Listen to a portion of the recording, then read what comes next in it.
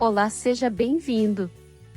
As curiosidades sobre Silvio Santos são intermináveis, então conheça mais um pouquinho do Homem do Baú.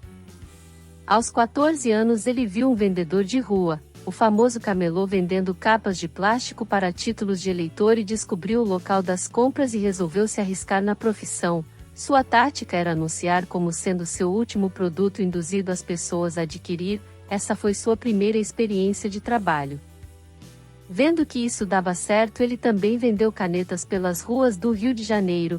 Um fiscal da prefeitura o abordou e, vendo suas habilidades de comunicação, sugeriu que Silvio participasse de um concurso para locutores na Rádio Guanabara. Ele concorreu com 300 candidatos, entre eles Chico Anísio, e ficou em primeiro lugar, assumindo a vaga, ganhando 1.300 cruzeiros por mês. Mas não ficou contente, já que, sendo camelô, ele tirava 960 cruzeiros em um único dia. Vendo isso, ele voltou para as ruas, porque valia mais a pena. Com isso, usava seu tempo livre para ir aos auditórios de programas de rádio para aprender sobre comunicação com o público. Anos mais tarde, ele se apresentava baseado em características inspiradas nos animadores de sua época. Aos 18 anos, serviu o exército na escola de paraquedistas e até fez alguns saltos de paraquedas. Nos dias de folga, ele se dedicava aos programas de rádio. Após sair do exército, trabalhou como locutor de rádio e, para completar a renda nas horas vagas, vendia relógios, joias, colares e sapatos. Na barca do Rio a Niterói, ele acabou fazendo muitos negócios e vendia produtos e até abriu um bar e um bingo. Ele chegou a trabalhar nas rádios Tupi e Continental. Aos 24 anos, já morando em São Paulo, ele conseguiu um cargo de locutor na Rádio Nacional, local onde conheceu Manuel de Nóbrega, o pai do Carlos Alberto de Nóbrega. O Baú da Felicidade foi criado por Manuel de Nóbrega. Quando surgiu uma crise financeira, ele pediu ajuda para Silvio. Após conseguir ajudar Manuel, Silvio recebeu de presente a empresa de seu amigo diante de seu esforço em reerguê-la.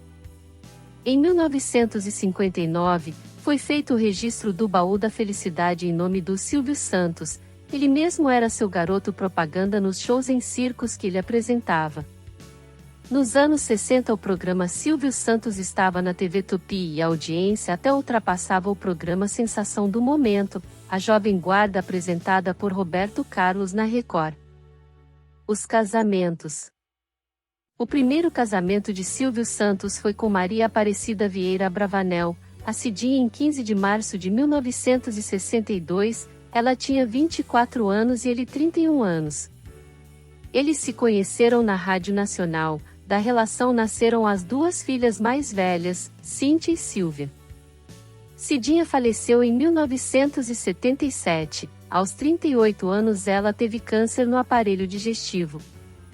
O público não sabia que ele era casado, nem que tinha filhas, nem na época da morte dela. Apenas 11 anos depois, em 1988, é que ele revelou que já tinha sido casado antes de Iris.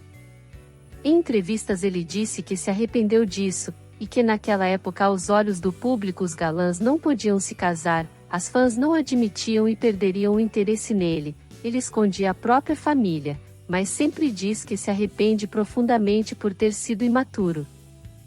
O segundo casamento ocorreu em 20 de fevereiro de 1981, com Iris Pássaro Abravanel, na época com 32 anos e ele tinha 50 anos, ela trabalhava no Baú da Felicidade. Eles tiveram 4 filhas, Daniela, Patrícia, Rebeca e Renata. O casal segue junto até hoje, Silvio com 92 anos e Iris com 75 anos. Em 1968 ele participou de uma fotonovela, chamada Quando Nasce o Amor, e fez par romântico com a cantora Vanderléa. Em 1971 Silvio apareceu na capa da revista Melodias. Ele estava careca e as vendas atingiram índices históricos, mas na verdade aquilo foi uma montagem, era para salvar as vendas que estavam muito ruins. Quando ainda era criança, a apresentadora Maísa deu uns puxões no cabelo de Silvio e brincou que era peruca. Após alguns anos, ela, durante uma entrevista, disse que na verdade o cabelo dele é bem ralinho e ele usa um produto para aumentar o volume.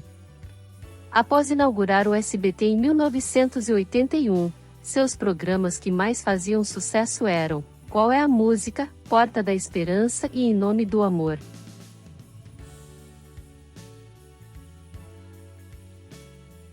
No dia 7 de maio de 1987 foi a estreia de A Praça é Nossa. Na época, Silvio Santos participou ao lado de Carlos Alberto de Nóbrega. O primeiro Teleton foi ao ar em 1998 no SBT e é um programa da campanha realizada pela ONG ACD, Associação de Assistência à Criança Deficiente. Em novembro de 1999, o famoso Show do Milhão estreou no SBT e foi exibido até 2013 e depois retornou à grade de programação da emissora em 2009. A marchinha Silvio Santos Vem Aí possui versos populares sobre o comunicador. Ela foi composta por Arquimedes Messina em 1965. Em 2001, Silvio Santos foi homenageado pela Escola de Samba Tradição durante o Carnaval do Rio de Janeiro.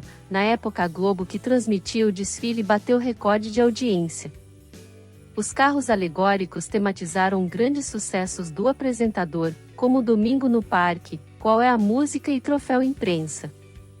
Os apresentadores do SBT Gugu Liberato, Ratinho e Hebe Camargo também participaram do desfile, assim como Moacir Franco, Ronald Golias e muitos outros. Na época havia uma guerrinha entre a Globo e o SBT, e a escola teve medo do desfile não ser transmitido para todo o Brasil, mas a Globo acabou transmitindo e foi uma excelente audiência no Carnaval com 39 pontos de Ibope.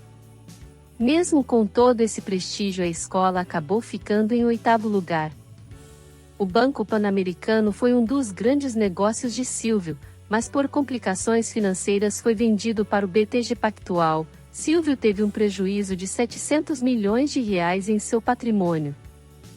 Em 2021, a fortuna de Silvio Santos foi avaliada em R$1,7 bilhão de acordo com a revista Forbes. Achei pouco, já que o Gugu teria uma fortuna de R$1 bilhão. Silvio já comandou mais de 100 programas diferentes. Seus cantores favoritos são Julio Iglesias e Roberto Carlos.